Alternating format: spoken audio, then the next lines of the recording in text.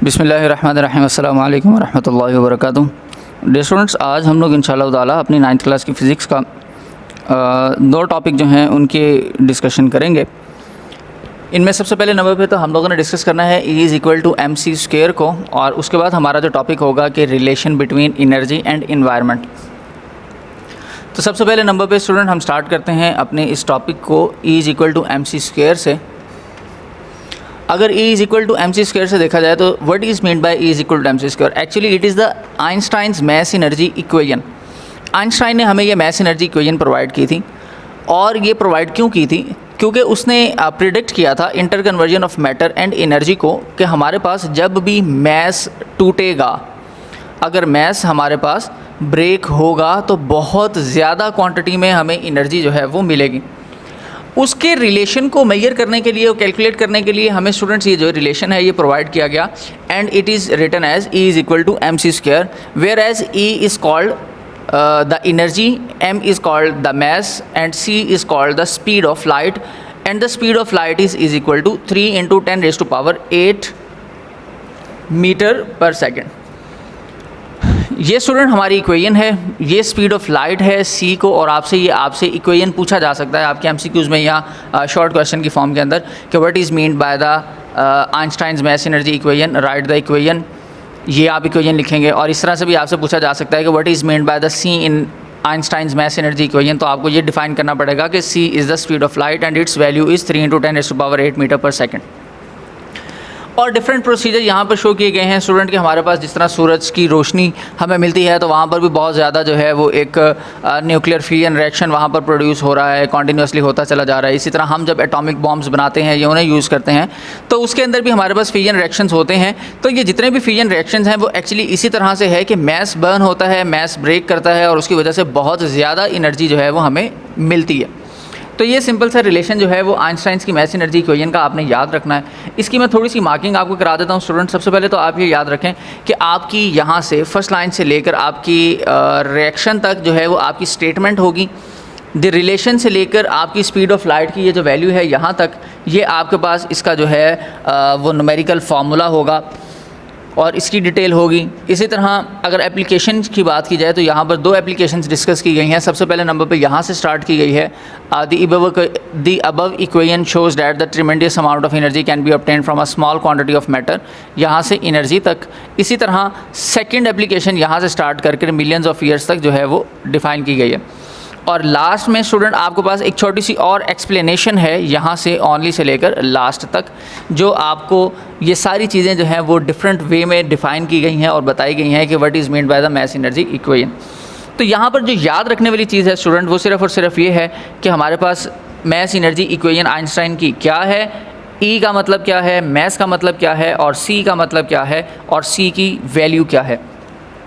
इसी तरह कुछ एक्स्ट्रा इन्फॉर्मेशन, फॉर एग्ज़ाम्पल अगर आप सन के बारे में लिखना चाहें तो आप ये भी लिख सकते हैं कि तकरीबन जो सन है हमारे से, distance of the sun from earth is 147 million kilometre. It's means it is equal to 1470 lakh kilometre. और इसी तरह अगर 1000 किलोमीटर्स में देखा जाए तो इसकी वैल्यू बनती है 1,47,000 किलोमीटर्स। तो ये डिफरेंट वैल्यूज़ हैं हमारे पास जो कि यहाँ पर मेंशन की जा सकती हैं। अच्छा, इसी तरह डिफरेंट वे के अंदर अगर हम लोग बात करें अपने नेक्स्ट टॉपिक की, कि जो नेक्स्ट टॉपिक है हमारे पास एनर्जी का एनवायरनमेंट के साथ रिलेशन, जो हमें हमारे नेक्स्ट पेज पर जो है वो मिलता है स्टूडेंट। एनर्जी का जो रिलेशन है एनवायरनमेंट के साथ, इसके अंदर एक्चुअली सिर्फ़ और सिर्फ ये चीज़ें आपके साथ जो हैं वो डिस्कस की गई हैं कि आपकी एनर्जी ने आपको, आपके एनवायरनमेंट को क्या फ़ायदा दिया है और क्या नुकसान दिया। तो यही चीज़ हम लोगों ने जो है वो यहाँ पर अंडरस्टैंड भी करनी है स्टूडेंट। अगर हम एनवायरनमेंट की बात करें तो सबसे पहले नंबर पे आता है कि एनवायरमेंटल प्रॉब्लम्स क्या हैं, जो हमारा फर्स्ट पैराग्राफ हमें डिफ़ाइन करता है। एनवायरमेंटल प्रॉब्लम्स, एनवायरमेंटल प्रॉब्लम्स में देखा जाए तो हमारे पास मोस्टली हमेशा पोल्यूशंस क्रिएट होती हैं, और जब पोल्यूशंस क्रिएट होती हैं तो फिर हमारे लिए वो हार्मफुल भी होती हैं। अब देखना ये है कि पोल्यूशंस किस तरह की हमारे पास जो है वो प्रोड्यूस होती हैं, तो हम इसको भी रीड करते हैं। जैसे फॉर एग्जांपल कहते हैं such as pollution that consist of noise pollution, air pollution, water pollution may arise by using the different source of energy such as fossil fuels, nuclear energy, अब यहाँ पर आपको पोल्यूशन के बारे में बता रहे हैं कि pollution is the change in the quality of environment that can be harmful and unpleasant for living thing. So this is the definition of pollution. इसी तरह थर्मल पोल्यूशन की अगर बात की जाए तो उसकी डेफिनेशन आपको यहाँ से नेक्स्ट पे मिलती है, अ temperature rise in the environment that disturbs the life is called the thermal pollution. तो ये आपके पास थर्मल पोल्यूशन की डेफिनेशन भी आपके पास आ जाती है।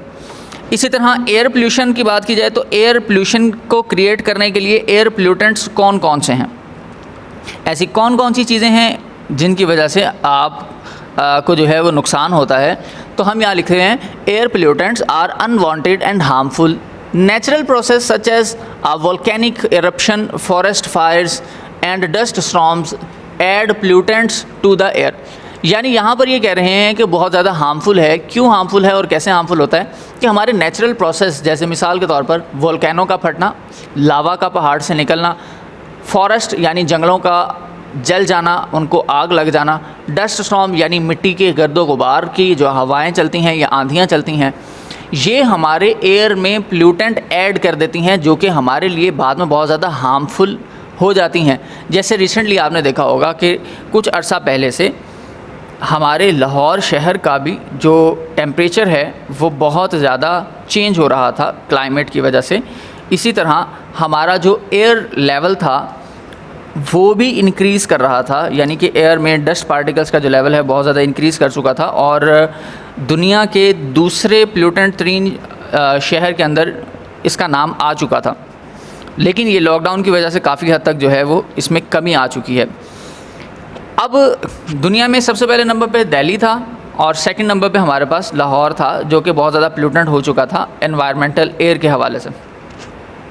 तो ये चीज़ें हैं कि देखिए हम डिफरेंट वे से एनर्जी जो है वो यूज़ करते हैं। जैसे गाड़ियाँ बहुत ज़्यादा हो चुकी हैं शहर के अंदर, कार्बन डाइऑक्साइड रिलीज़ होती है, फ्यूल बर्न होता है, दरख्त जलते हैं, खाने पीने के लिए कोयले का बहुत इस्तेमाल किया जाता है, इसी तरह आपकी एनर्जी प्रोड्यूस करने के लिए कोयले का बहुत ज़्यादा इस्तेमाल किया जाता है। तो ये सारी चीज़ें हैं जो आपके इन्वायरमेंट को फ़ायदा तो दे रही हैं, आपको तो फ़ायदा दे रही हैं, लेकिन आपके इन्वायरमेंट को जो है वो नुकसान पहुँचा रही हैं। तो स्टूडेंट हमें इन चीज़ों से बचना है, हमें कोई ऐसे वे यूज़ करने हैं जिनसे हमारे जो इन्वायरमेंट है वो भी ख़राब ना हो और हमारी जो एनर्जी है वो भी हमें मिलना शुरू हो जाए। अब जैसे कि फॉर एग्ज़ाम्पल अगर थर्ड पैराग्राफ को अगर आप रीड आउट करें तो थर्ड पैराग्राफ के अंदर स्टूडेंट लिखा हुआ है कि जितने भी हमारे न्यूक्लियर पावर प्लांट हैं वहाँ पर सारा का सारा रेडियो एक्टिव मटेरियल है, हीट है, फिजन रिएक्शंस होते हैं, उसकी वजह से भी हमारे आसपास के जितने भी लेक्स हैं, रिवर्स हैं, यानी कि दरिया, समंदर है, झीलें हैं, वो सारी की सारी ख़राब हो रही हैं और उनके अंदर मौजूद जितने भी प्लांट्स या एनिमल्स रहते हैं उनकी भी जो लाइफ है वो ख़राब होती चली जा रही है। हीट की वजह से हमारे ऑक्सीजन की कमी आ रही है, हमारे इन्वायरमेंट में कार्बन डाइऑक्साइड इंक्रीज़ कर रही है। कार्बन डाइऑक्साइड जब इंक्रीज़ करती है स्टूडेंट तो फिर हमारे पास यहाँ पर ग्लोबल वार्मिंग जो है वो बढ़ना शुरू हो जाती है। फिर हमारी जो है वो इन्वायरमेंट के अंदर मौजूद जो हमारी ओजोन लेयर है वो डिस्टर्ब होती है। ओजोन लेयर डिस्टर्ब होने की वजह से इंफ्रारेड और अल्ट्रा वायलेट रेज सूरज से जो हैं वो ज़मीन तक आती हैं और इस तरह से एक चीज़ के ख़राब होने की वजह से बहुत ज़्यादा जो चीज़ें हैं उनका नुकसान होना शुरू हो जाता है। स्टूडेंट अगर फोर्थ पैराग्राफ को अगर देखा जाए तो फोर्थ पैराग्राफ के अंदर आपको कुछ इंपॉर्टेंट की पॉइंट्स ये भी बताए गए हैं इन्फॉर्मेशन के रिलेटेड। ये कहते हैं कि in many countries government have pass the law to control the air pollution. यानी अब यहाँ पर रिस्पॉन्सिबिलिटीज़ बताई जा रही हैं कि किस किस बंदे की या किस किस कंट्री की क्या क्या रिस्पॉन्सिबिलिटीज़ हो सकती हैं या कोई भी हुकूमत हो उसकी क्या रिस्पॉन्सिबिलिटीज़ हैं। तो यहाँ पर ये कह रहे हैं कि ये गवर्नमेंट का काम है कि वो पोल्यूशन को किस तरह से रोके, अपने इन्वायरमेंट को क्लीन साफ़ सुथरा रखे, अपने प्लांट्स जो ट्रीज़ हैं उनको ग्रो करवाए उनको। तो स्टूडेंट ये चीज़ें हैं जिनकी वजह से फिर हमारे पास जो है वो हमारा इन्वायरमेंट बेहतर हो सकता है। तो यहाँ पर लिखा है जी some of these laws limit the amount of pollution that power plant, factories and automobiles are allowed to give off. यानी हर एक को लिमिटेड रख दिया जाए। अच्छा, इसी तरह से कोई इस तरह की बेहतर गाड़ियाँ बना दी जाएँ जिसकी वजह से हमारे जो इन्वायरमेंट है वो ख़राब ना हो, इस तरह की कार्बन डाइऑक्साइड बहुत ज़्यादा रिलीज़ ना हो, हम अपने वर्क को जो है वो इम्प्रूव कर सकते हैं। ठीक है, इसी तरह ये फिर हमारे पास सिर्फ़ और सिर्फ गवर्नमेंट का काम नहीं है, डिफरेंट इंडिविजुअल कम्युनिटीज़ का काम भी है कि वो अपने तौर पर भी बहुत ज़्यादा जो है वो काम करें। जैसे फॉर एग्जांपल यहाँ लिखा है कि many individual communities have laws which protect their areas of from pollution. बहुत सी ऐसी जगहों पर ऐसे लॉज मौजूद हैं जहाँ पर वो अपने एरिया को पोल्यूशन से पाक रखते हैं। यानी कि इंडिविजुअली भी हेल्प कर सकते हैं। Can help to control air pollution simply by reducing the use of cars and other machines that burn fuel.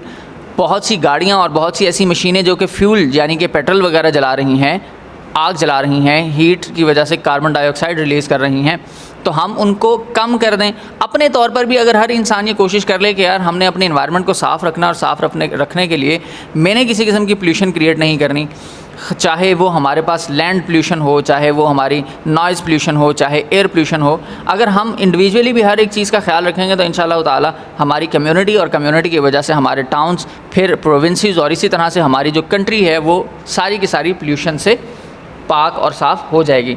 तो ये कुछ हमारे पास एनर्जी और इन्वायरमेंट का रिलेशन था, जिसमें हमने सिर्फ़ और सिर्फ इस चीज़ को डिस्कस किया कि एनर्जी और इन्वायरमेंट की वजह से हमें क्या फ़ायदा और क्या नुकसान है, एनर्जी का इन्वायरमेंट के ऊपर क्या इफ़ेक्ट होता है। तो उम्मीद है स्टूडेंट ये कुछ बेसिक पॉइंट्स और इंपॉर्टेंट पॉइंट्स जो आपको मार्क करवा दिए गए आपको क्लियर हो चुके होंगे, आपको समझ भी आ चुके होंगे।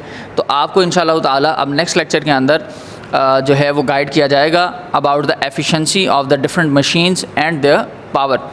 तो नेक्स्ट लेक्चर तक के लिए बच्चों अल्लाह हाफ़िज़।